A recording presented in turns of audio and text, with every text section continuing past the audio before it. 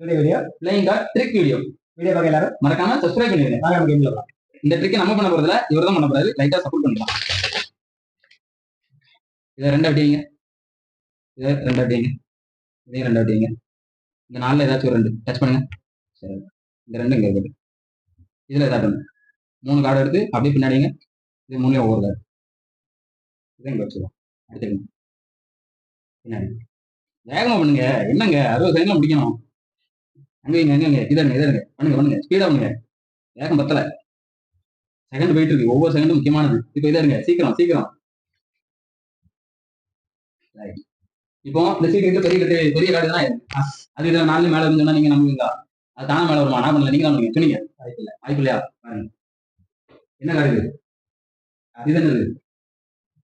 இது இது எங்க இருந்துச்சு? அது அந்த ட்ரிக்கை சொல்லி தரனா கமெண்ட் சொல்லுங்க.